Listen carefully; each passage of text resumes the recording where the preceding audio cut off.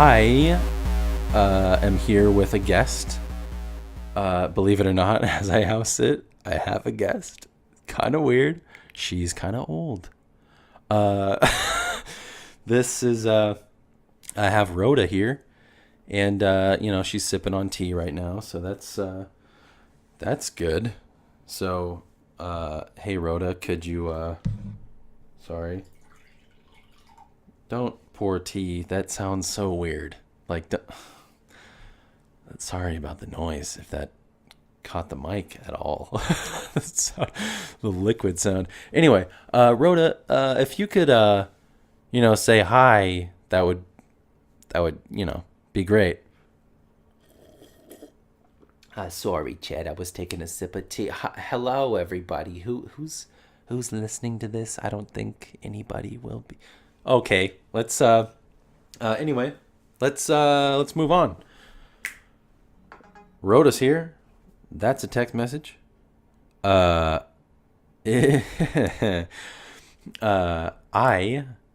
am here with Rhoda, and we're going to talk about relationships. Believe it or not. Because, well, I think that with age comes wisdom, and, wisdom comes with age. Brilliant idea, huh? Right? So, Rhoda, thanks for coming on. It's nice to have you. Thank you for taking the time and agreeing to, whatever this is. I just want to talk to you about your extensive knowledge about relationships and, breaking it down. If you could break it down with me. Oh, the pleasure's all mine. Should I move closer to the? Is this close enough, Chad? Chad, I like your name, Chad. Is this close enough to the? Yeah. Okay. Just back up. Oh, okay. That's fine. Yeah. That's okay. Good. Okay. So, how are you today, Rhoda? How you been? Oh, I'm good. I'm good. Chad, just looking at you, I know what my granddaughter's saying when she talks about it. I mean, she raves about you, Chad. She absolutely does. She loves you. She goes into your work. She visits you. Really, I don't think I know who your granddaughter is. I mean, at my work, I'm pretty good with names. What's her name? Like, if you don't mind, her name is Penelope. She does go by Penny. She's that cute. I mean, she's the tall, dark-haired one. She comes into your work. She visits you. She's the short one with a cute little laugh. She. No, I don't know, Rhoda. You said the tall one, and then you said the short one. So, a little contradictory, but let's just move on. Let's talk about your life, Rhoda. At least in terms of relationships. Let's. So what's the situation at? Where you at, Rhoda? Where you at? Well. I've been a widow for, what's it been? Let me think. 8 years. I've been a widow 8 years. And it's been a ball, to be honest. It's been a ball. I mean, I did love Sylvester when he was alive. However, I've just really loved the alone time that he's given me.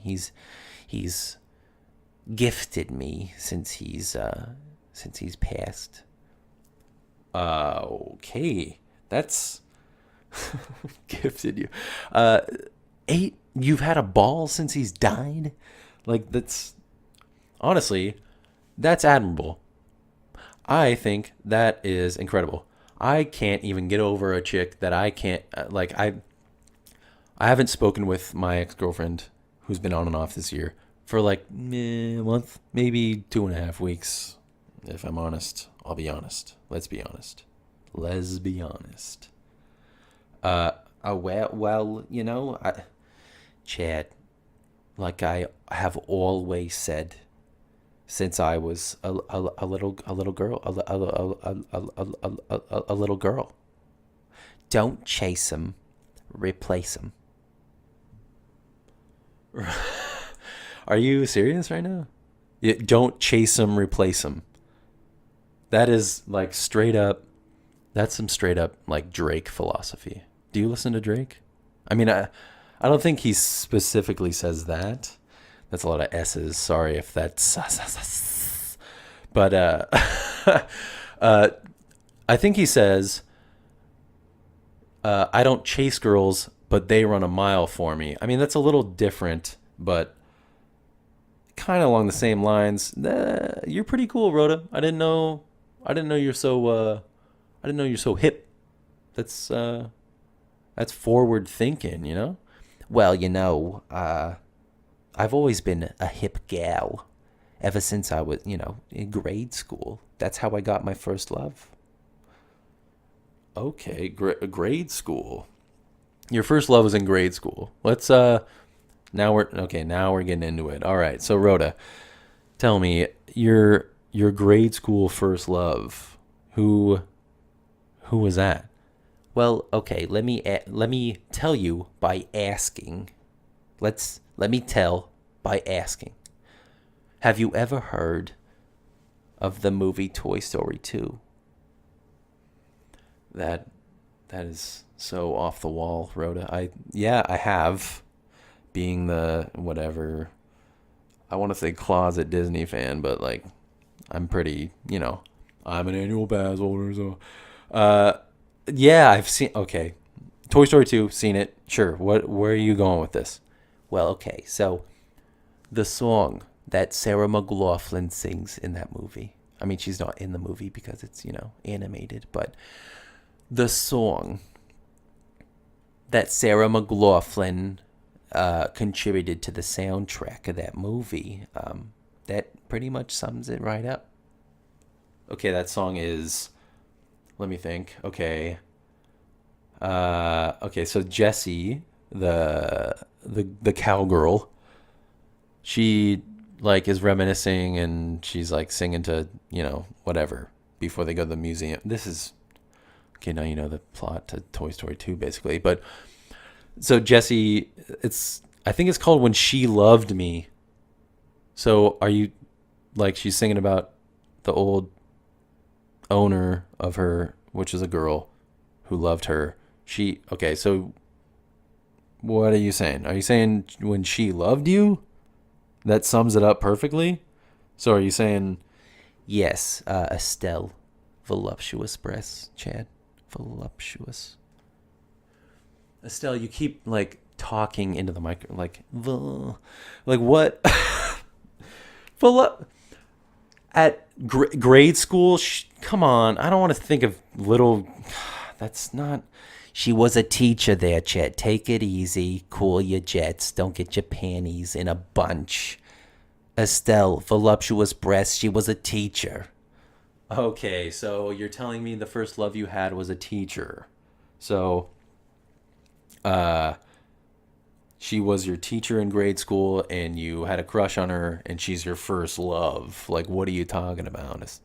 I almost called you Estelle. I mean, you look like an Estelle. I might as well call it. Anyways, okay, so age 9, she was your teacher. No, she wasn't. She taught at my school. I would see her in passing. So you would see her in passing and you were in love. Like, that's it? That's all it is. That's all you got. No, well, okay. Story time. Speaking of Toy Story, I have a story about you, not about toys, about my life. This actually happened. So I was walking home from school. I get out of class, bell rings. I step down the stairs, all along like across the lawn, and on, like off the curb, onto the asphalt. It's fall in New England. It's gorgeous. It's beautiful out. Leaves are changing colors, bright colors. This car zooms around, pops my knee. I get hit. I hit the asphalt. What? You got hit by a car? Rhoda, are you telling me you got hit by a car? Like, all this, you're breaking down like the colors of the fall in New England, and you get hit by a car? Yes, I got hit by a car. Pop goes my knee, like a giant corn kernel in a vast frying pan. Pop goes my knee. I hit the asphalt. Okay, Rhoda, can we fast forward this? Like, this is, I don't want the imagery of like your knee being pop. Like, this is, I don't have a great stomach, Rhoda, please.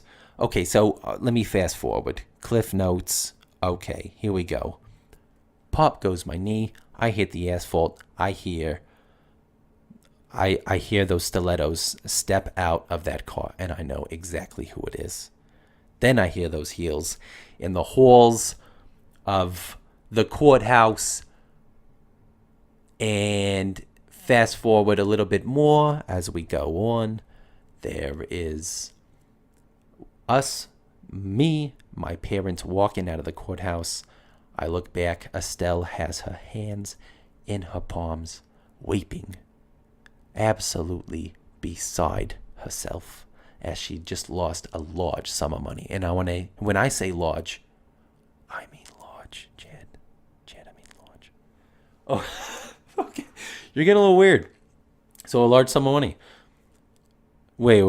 So Estelle, the teacher you loved, hit you with her car. You go to court? Like, you took that case to court and she lost a large sum of money, and you're walking out of the, like, you won the court case. Like, this is, you're a terrible, I mean, you fit the stereotype, but you're a terrible person. Like, what are you talking about? Like, okay, Estelle aside, this is, what, okay, first love, whatever, move on. Who's next? Can we please move on to who's next? This is awful. Can we? Okay, well, you don't have to go much further, because who's opening the door to that courthouse? It's Sylvester with his pants, and let me tell you, the pattern on his pants. The way his kishka looked. I mean, his kishka looked like it was like a kishka under a picnic blanket. Let me tell you. Okay, Rhoda. I feel like I have to keep stopping you as you tell these ridiculous accounts of your child. Kishka? What's a kishka? Do I have to look up, like, I immediately want to Google Yiddish kishka, like kishka in Yiddish. Kishka, Jewish translate. Like, no offense, but come on. Like, what? Okay, so why is Sylvester at the courthouse? Sylvester, is that the same Sylvester that you married for all those years, that died 8 years ago, that you've had a ball since? Yes, that's who I'm talking about. The way he held the door open. I mean, this guy was a gentleman. A gentleman since I first laid eyes upon him. And get this, Chad. I just love your name, Chad. You know, like capital letters, Chad. The C and the D, the way it curves around like parentheses. I mean, it's a good package. Don't talk about... All right, enough about packages. I've heard enough about packages. What are you trying to say? Okay, sorry. So, sorry, I just love saying Chad. Okay, Chad. This man who's holding... This young man who's holding open the door, he was a gentleman since I first laid eyes upon him. And we just hit it off. We started, from then on, since that court date, we started going out, sharing milkshakes, dancing. We would go out dancing, and, occasionally we would, wink at each other, hold hands, what I'm talking about, Chad? Okay, yeah, I think I know what you're talking about, but that's not provocative by any means at all, Rhoda. But, that kind of fits how I viewed, like, the old romance times, like, old romance, what am I saying? Like, you go to the diner, you share a milkshake, you have 2 straws out of the milkshake, whatever. You got the jukebox playing, you're cutting a rug out there, dancing, whatever. But Like, is that how it actually was? Like, so you and Sylvester, like, okay, let me ask you this though. Was this all in like a small town, or like was it like this sounds like it's very, close proximity to where you went to school, where you lived, where this thing was. Yeah, yeah, he actually lived, across the street, because that's where the courthouse was, and so it was, I mean, it wasn't. I invited him over for dinner that night after we won the court case. It was a time to celebrate. So you moved on that quick from Estelle, and you had the audacity, Rhoda, to invite Sylvester over. Like, you could yell as Estelle got into her car with like a dent in the front of it from your knee that popped. Jesus. As she drove away, you're asking the guy holding the door open if he wants to come over for like I don't know, like goulash. What do you got? What do you guys eat? Like this all. I feel so bad for Estelle is what I'm trying to say, but okay, all of this brings up a good point. I am going to talk about a book I read, which is surprising because when I read a book, I mean, I like kind of picked it up. I had an idea in my head that I'm like going to read a book, but I look at a bunch of words. I don't really retain much unless I stop and like go over the paragraph a little bit. I need to read one paragraph, pause button, go over it again. Okay, this is what I'm reading. Great. Okay. So we go over the book I read. It's called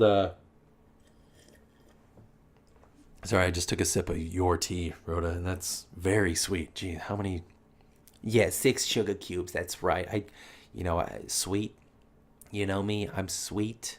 I gotta have my tea sweet, just like me. I like green tea. I like black tea. Occasionally I go for that oolong. You know what I'm saying? All right. Okay, so the book I read. Okay, let's go. Let's move on. Aziz Ansari wrote a book. Aziz Ansari, he's the comedian guy. He was on like Parks and Rec, which everybody else has seen but me. Whatever. But his book, very interesting, which is what I was talking about that I like occasionally picked up, looked at, whatever. I actually have it. What I do remember is the first chapter. The first chapter goes over kind of like, how old couples met. There's like a pie graph in the first chapter that, so it's a pie graph on page 15, if you give a shit. The chapter's called Searching for Your Soulmate.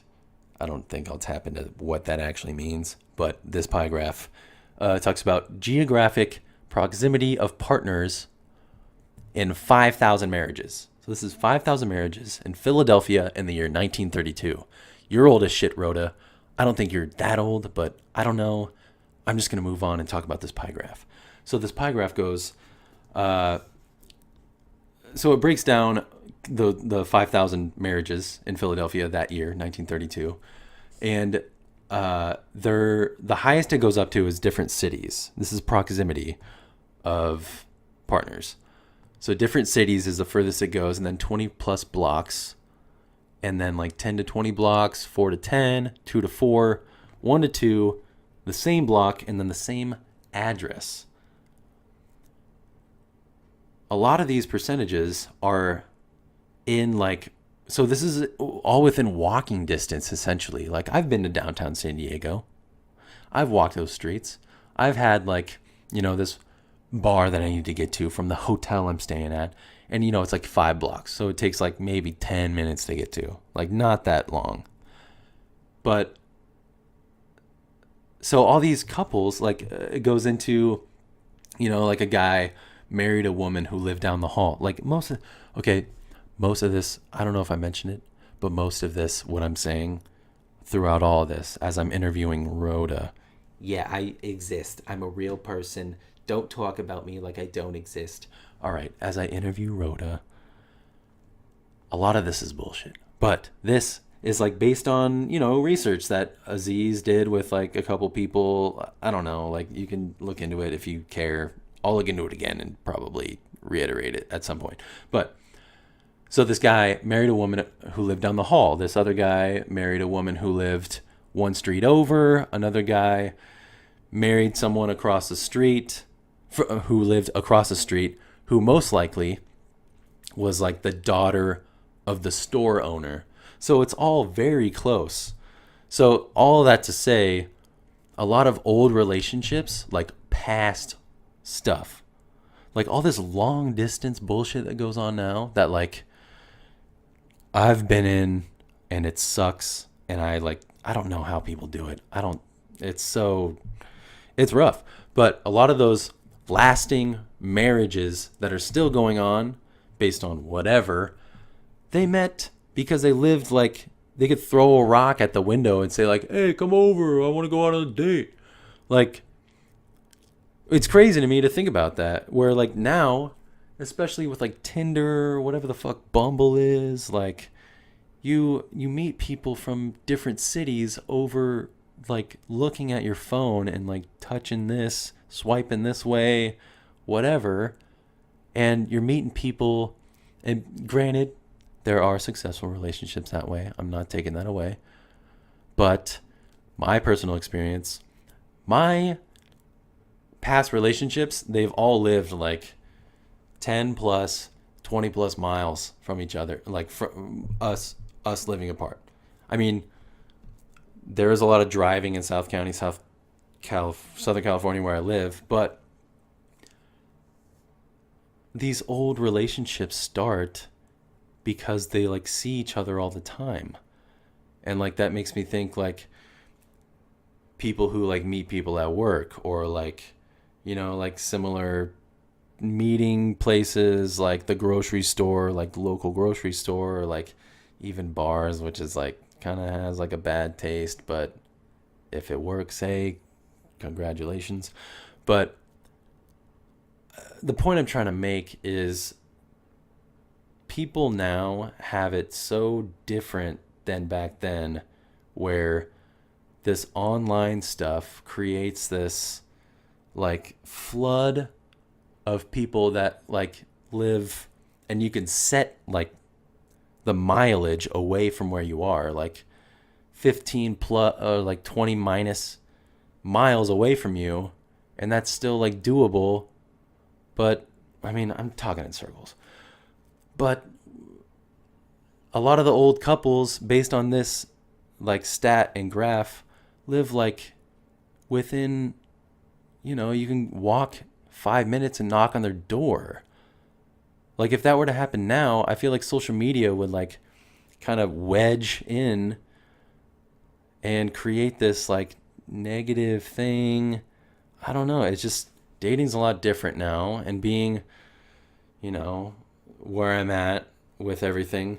Yeah, I mean, no wonder you're single, Chad. You're such a dingus. Let me tell you how much of a dingus Chad is. The other day, okay, let me just stop. Let me tell them. Don't say it, Rhoda. I don't need what could you possibly? I don't know what example. Just don't. Just lock it up. All right. Just thank you for coming by. Thank you. You know what? As just finish your tea, and just walk out. That's fine. Just thank you. All right. That's good. Thank you so much. God. Anyways, all that to say, Rhoda does have, she has, a past, and her past is her relationship met in this small town with these like very odd circumstances. But it was a small town, and they met up like close proximity, and they were still married until like 8 years ago, until he like croaked, and she's old having a ball. Like, I just think it's a lot harder now. Simpler times were had back then. And I don't know where I'm going with all this. This clearly went off on a tangent, but basically, relationships are, you know, a tough nut to crack. Everybody has their own path. Everybody has a different situation. Everybody goes through different things, meets people a different way. But yeah, I mean, I can go deeper into like the book, the modern romance book, but you know, the parts that I didn't retain, I can go back and read and kind of touch on. But I mean, that's basically all I have. I mean, all I wanted to do today was to like sit behind a microphone and record something. And so this is what it is. Some of it was good. Some of it was ridiculous. I'm a little ridiculous, but so was this whole thing. But anyways, I'm just trying to land this plane. So I'm just going to, you know, just pretty much stop it right here. So I'm going to try to grab this mouse and I'm going to press the stop button, and that's going to be it. So yeah, until next time.